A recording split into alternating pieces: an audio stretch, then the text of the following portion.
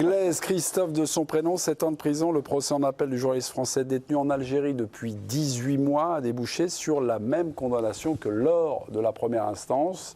Le motif toujours le même, l'apologie du terrorisme. Rappelons que Christophe Glaise est un grand reporter qui faisait un reportage sur un club de foot, la GSK, la Jeunesse Football de Kabylie. A priori, le lien avec le terrorisme n'est pas évident à établir. Je vous l'ai annoncé, il est là, c'est le frère de Christophe Glaise, Maxime, qui nous attend. On va rentrer en connexion. Bonsoir Maxime. Bonsoir, merci de m'accueillir une deuxième fois. Bah oui, Désolé de ne pas être au plateau, mais c'était un peu difficile ce soir. vous êtes tout excusé. Vendredi dernier, pour votre première venue dans l'équipe du soir, vous nous parliez du procès en première instance en juin dernier. Lorsque vous aviez appris la condamnation de 7 ans de prison pour votre frère, vous étiez sidéré. Est-ce que ce soir, c'est une deuxième sidération ? C'est une deuxième sidération qui est même encore pire que la première parce qu'on avait de bons espoirs. Et donc là, la réalité nous rattrape et donc c'est un peu un cauchemar qui continue. On essaye de se réveiller, mais bon, voilà, c'est sans fin et donc on va se mobiliser et continuer le combat. Mais je vous cache pas que c'est quand même un peu dur. Votre maman était aujourd'hui en Algérie, au tribunal à Tizi Ouzou. Comment va-t-elle ce soir ? Ça a été difficile parce qu'ils ont assisté au procès qui a démarré à 9 h du matin et qui s'est terminé jusqu'à 17 h. Donc ça a été un procès long, périlleux. Et mon frère, on lui a posé énormément de questions difficiles. Il en est sorti grandi avec des beaux messages. Il a eu des paroles magnifiques. Et je tiens aussi à saluer la plaidoirie de ces deux avocats qui apparemment été extraordinaire. Donc voilà, on a tout fait pour que ce jugement ne soit pas ainsi. Mais malheureusement, ça n'a rien fait. Sur votre maman, est-ce qu'elle a vécu difficilement les réquisitions du procureur qui demandait 10 ans ferme ? Je lis quelques extraits qui me sont parvenus. L'accusé, il parle de votre frère, n'est pas venu en Algérie pour accomplir un travail journalistique, mais pour commettre un acte hostile. Comment une mère a vécu ça ? Racontez-nous. C'était dur. Je vous cache pas que j'ai pas eu ma mère très longtemps parce que elle était assez bouleversée. Mais en fait, le plus dur, ça a été aussi la décision. Ils ont voulu demander un petit mot à mon frère avec mon beau-père et sa copine, qui a été refusé. Et en fait, ils se sont fait des signes de loin en cœur pour montrer que le combat continue. Mais donc voilà, c'est vrai que je pense que ça faisait partie des moments de vie les plus bouleversants de notre vie pour l'instant. Maxime, vous l'avez rappelé dans votre première intervention, les signaux envoyés quelques jours avant ce procès en appel étaient positifs. Que vous disait, je veux dire peut-être le Quai d'Orsay ou les gens qui vous renseignaient en haut lieu pour être si optimistes? Qu'est-ce qu'ils vous disaient? Il y avait 3 choix possibles: un acquittement, une peine de prison qu'il avait déjà encourue, donc ça veut dire que, par exemple, 1 an de prison avec 5 mois de ferme, donc il aurait pu sortir le 3 décembre, ou une peine alourdie ou amoindrie. Et malheureusement, beaucoup nous disaient que ça serait les 2 premières options. Et en fait, voilà, il y avait toujours la possibilité que la peine soit recourue, mais c'est vrai qu'on a eu par plusieurs canaux possibles, des discours positifs, donc on y croyait, on y a cru, et malheureusement, ça ne l'a pas fait. Donc on voit bien que la situation juridique maintenant est bloquée, donc il n'y aura plus qu'un appel diplomatique ou un appel démocratique du peuple ou du foot pour libérer mon frère. Justement, Maxime, la petite musique qu'on entend, c'est que votre frère pourrait être gracié. Je dis pourrait être gracié, c'est du conditionnel par le président Tebboune. Est-ce qu'on s'accroche pour vous à cela encore ou pas tout de suite ? Je ne vous le cache pas qu'on n'a pas encore pris la décision parce qu'il y a 2 décisions possibles. C'est partir en cassation, mais c'est des procédures qui sont longues et un peu dures, ou accepter les charges et attendre une grâce présidentielle. J'ai envie de croire en cette grâce présidentielle. On n'a pas encore fait le choix. On va se concerter avec Reporters sans frontières, la famille et Sopress. Mais c'est juste que voilà, on se fait balader depuis 1 an et demi, donc j'ai envie d'y croire, bien sûr. On est des éternels optimistes, comme on vous a dit. De toute façon, ça serait l'issue la plus favorable pour nous. Mais voilà, en tout cas, on ne sait pas sur quel canal appuyer pour libérer mon frère. Cassation, vous l'avez dit, finalement, c'est une discussion tripartite entre vous, la famille, RSF, Reporters sans frontières et Sopress, c'est-à-dire l'employeur de Christophe. Comment ça se passe, ces dialogues? Vous êtes tous sur la même longueur d'onde ou non? Il y a des débats sur notamment les stratégies adoptées, d'être, on va dire, un peu plus virulent, un peu plus direct, offensif dans sa communication. Comment ça se passe? Là, bien sûr, il va y avoir une réunion de crise parce que là, on était tous ensemble dans les bureaux, mais il y avait beaucoup aussi de journalistes, donc on n'a pas eu le temps de parler à tête reposée, mais on va se voir dans les prochains jours. Et en tout cas, oui, maintenant, moi qui pensais être un peu dans l'ombre et d'avoir une politique de tact, de respect, qui sera toujours là, parce qu'il n'y a pas de raison que ça change.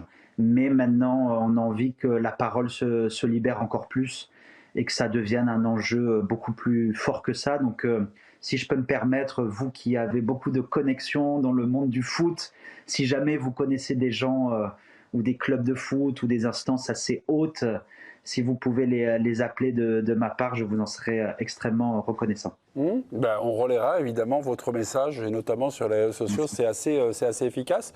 Sur le plan politique, j'ai cité le Quai d'Orsay, je n'ai pas encore cité le plus haut représentant de l'État, c'est Emmanuel Macron. Est-ce qu'il va rentrer en jeu? Est-ce qu'il est rentré en jeu? Quel a été son rôle, Maxime? En tout cas, quelles sont les informations qui vous sont parvenues? En tout cas, actuellement, Emmanuel Macron est en Chine, donc je pense que ça a été difficile de le joindre. Mais il va se réunir prochainement, rapidement sur ce dossier. Et nous, on en sera en alerte et aux aguets disponibles pour un éventuel entretien ou autre. Mais en tout cas, oui, je pense que la voie diplomatique va être un enjeu primordial. Et j'espère qu'il nous recevra et j'espère qu'il pourra faire quelque chose dans les prochains jours. Voilà. Maxime, que l'affaire de votre frère devienne une priorité, on va dire, d'État. C'est un peu le message, c'est un peu ce soir ce que vous vouliez nous lancer.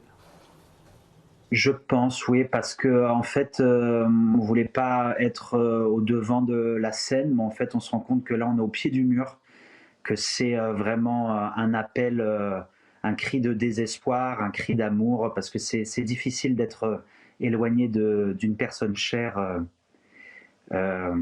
aussi longtemps. Donc,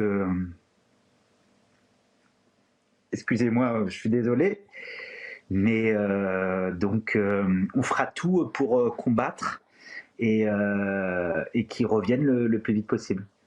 Je vais vous passer Pia Clément. Pia.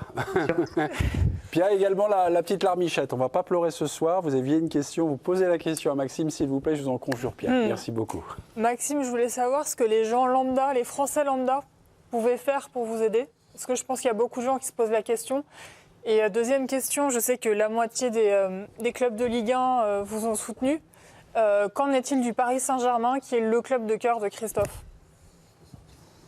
Le Paris Saint-Germain, après tant d'années de galères et de combats, on attend leur soutien. Et je sais que c'est pas compliqué, c'est que c'est compliqué justement de se mobiliser, mais si le PSG pouvait soutenir mon frère et d'autres clubs, que ce soit l'Olympique de Marseille, l'Olympique lyonnais, de rejoindre, et même n'importe quel club de foot, ça nous toucherait énormément. Et après, la deuxième question, excusez-moi, j'ai oublié. Que peuvent faire les Français lambda pour vous aider? Nous réfléchissons, encore c'est pas calé, mais je pense qu'il y aura une grande mobilisation à Paris, j'imagine, voilà, pour libérer cette parole et montrer qu'on en est massif. Donc peut-être la semaine prochaine, un rassemblement très fort, et de voir du monde autour de cette cause nous fera beaucoup de baume au cœur. Maxime, je vais vous apprendre quelque chose. Il y a eu à un moment un projet d'une journée, Christophe Glaise, en marge d'une journée de championnat. Et puis donc la Ligue a fait valider ça évidemment auprès des autorités, le Quai d'Orsay. Puis le Quai d'Orsay est arrivé après au ministre de l'Intérieur. Là, la stratégie a été, pour l'instant, on ne dégaine pas cette journée, puisque tous les clubs en fait s'étaient entendus pour organiser une journée. Donc ce soir, votre appel, je pense, ou en tout cas je l'espère, ne restera pas sans réponse, puisque cette solution-là, un peu d'ailleurs comme la tactique familiale que vous employez avec Sopres et RSF, c'était de ne pas faire de vagues. Peut-être que, voilà, pour quelques semaines qui suivent, d'organiser une journée. Christophe Glaise, détenu ce soir en Algérie depuis 18 mois et condamné en appel à 7 ans de prison. Maxime, avez-vous quelque chose à ajouter ou pas ? Non, merci beaucoup de votre soutien et je vous souhaite une belle soirée et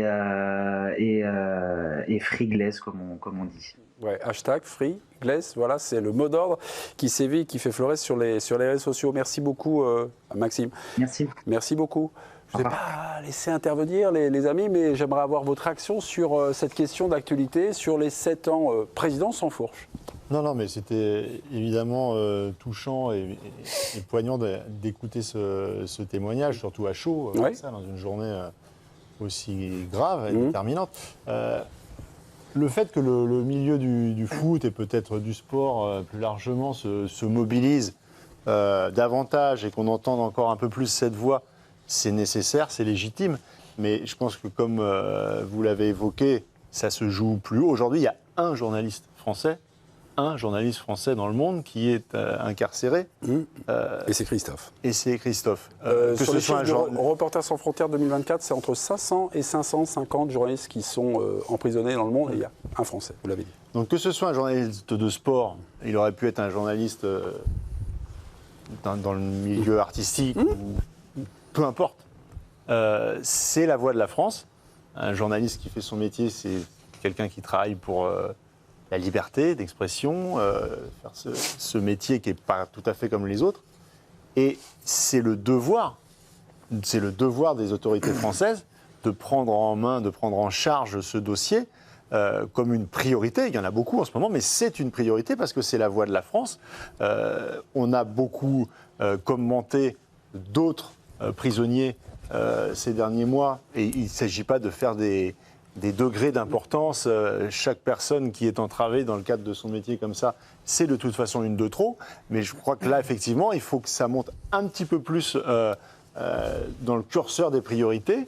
Et il faut entendre les autorités françaises sur ce dossier de manière peut-être un peu plus véhémente, dans un cadre diplomatique qui, on le sait, est complexe avec l'Algérie depuis des mois et maintenant des années. Mais c'est nécessaire qu'on entende peut-être une voix un peu plus forte, un peu plus prononcée. Greg Schneider. Non, c'était pour dire c'est de plus en plus dur pour nous. Enfin, je pense que les journalistes c'est ce que raconte RSF de toute façon en longueur de rapport, se font raccourcir partout. Donc ça, c'est un exemple. Moi, j'ai travaillé dessus avec Antoine Galindo, qui est le gars du service international de Libération, qui avait passé 10 jours de prison en Éthiopie. Et en fait, il me racontait qu'il y a 10-15 ans, t'allais faire le taf. Si ça plaisait pas aux autorités, ils t'arrêtaient, ils te mettaient dans un charter, ils te renvoyaient en France. Maintenant, c'est terminé. Ils te chopent, tu le sens passer, ils font un exemple, ils communiquent dessus. C'est-à-dire que ça devient de plus en plus toxique et compliqué pour nous.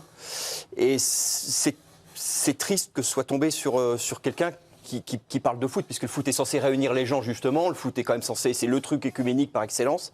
Mais il n'y a plus de domaine préservé, en fait. C'est-à-dire que qui que tu sois, quand tu es journaliste, tu te fais raccourcir.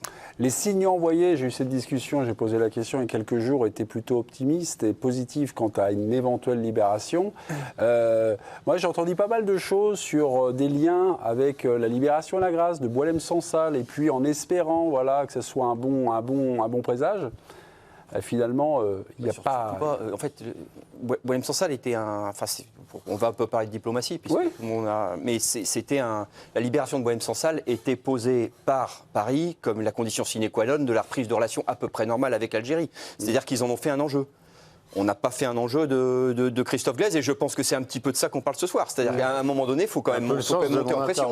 Moi, ce qui m'était revenu quand même aux oreilles, c'est que si Boualem Sansal était sorti, c'était dû à un lobbying forcené, mais non pas de la diplomatie française, des Allemands aussi. De la diplomatie allemande. Il s'y était mis, mais vous savez, il y a beaucoup de choses, et puis après, on ne sait pas ce qui... Mais maintenant, il faudrait quand même peut-être prendre Christophe Glaise comme un enjeu à la hauteur de ce qu'était Boualem Sansal, ce qui n'a pas été fait jusqu'ici, quoi qu'on dise. Pierre Clément. Il y a quelque chose qu'il faut souligner, je pense, c'est qu'on a tendance à dire il est pourtant, il est seulement journaliste sportif et il est en prison. Ça, c'est... Et en fait, le cas vraiment de Christophe Glaise montre à quel point le sport aujourd'hui, et notamment le football, est éminemment politique, parce que là, on est dans un cas où l'enquête, parce que c'est un journaliste d'enquête, c'est un reporter de terrain qui faisait des enquêtes très approfondies sur des sujets parfois très touchy. Et là, l'enquête qui concerne la JSK, c'est loin d'être quelque chose qui neutre. concerne seulement le football, très très loin. Et la JSK, c'est pas un club anodin. La cause kabyle en Algérie, c'est pas non plus anodin. Donc c'est important aussi de dire que les fils sur lesquels il tirait pour ces enquêtes sont des fils sensibles en Algérie et est éminemment politique, ce qui explique pourquoi ça a pris cette dimension-là. Nabil, la JS Kabylie, est-ce que c'est comme le Barça, l'identité catalane, l'identité kabyle? C'est Mescoun Club. Il y a toujours aussi, on va dire, quelque chose de... pas de politique. Bah déjà, bon, je ne partage pas forcément ce qui a été dit là sur la JS Kabylie. Après, On n'a rien dit sur la JS Kabylie. Non, mais sur la cause kabyle et tout. Enfin, après, chacun son avis sur la question. Moi, je ne partage pas, j'ai pas envie de rentrer dans les détails parce que c'est long. La JS Kabylie, c'est un grand club algérien. C'est un club aimé partout en Algérie. C'est le club le plus titré du pays. Aujourd'hui, la sélection nationale algérienne, par exemple, elle joue à Tizi Ouzou, elle joue en Kabylie. Alors c'est vrai que parfois on entend beaucoup de choses ici, on a une certaine perception. Mais là-bas, il y a peut-être aussi une autre perception. Mais comme c'est un pays qui n'est pas forcément très connu d'ici, même si eux nous connaissent beaucoup, il faut faire attention parce que parfois il faut marcher quand même sur des œufs. Maintenant, pour en revenir à Christophe, moi c'est vrai que c'est un sujet qui me remue parce que moi je suis concerné par les deux pays. Quoi, et c'est secret de pays. On dit les deux cultures? Ouais, les deux pays. J'ai les deux pays, les deux cultures, c'est deux pays que j'aime évidemment. Sur le fond du dossier, de toute façon, commenter là au moment où on est, ça ne va rien apporter. Ce que je pense qui est important, c'est surtout d'espérer une issue positive. En espérant qu'il fasse le choix peut-être plus d'une grâce. Alors c'est pas à moi c'est juste mon opinion. Et je suis persuadé que, même si aujourd'hui c'est un jour qui est difficile pour Christophe et on pense à lui, je suis persuadé qu'il y aura une issue positive et je l'espère. Bah, ça sera le mot de la fin de Nabil Jetou. Oui, Je peux ajouter une petite chose. Bien sûr. C'est que d'un point de vue, de ce qu'on peut imaginer être le point de vue des autorités algériennes, la condamnation d'aujourd'hui, finalement, elle est assez logique. Parce que pour eux, c'est plus utile de pouvoir utiliser la carte de la grâce que d'utiliser la carte de voilà, ça se termine comme ça, c'est la justice qui décide, etc. Il y a plus de raisons pour eux de se garder sous le coup de la carte de la grâce. Et de ce point de vue-là, c'est pas forcément. Enfin, ça laisse aussi espérer quand même potentiellement qu'un jour une grâce puisse advenir. Enfin, c'est ce que tout le monde espère en tout cas. Oui, mais il faut qu'il l'active cette grâce. Ce serait plutôt bien.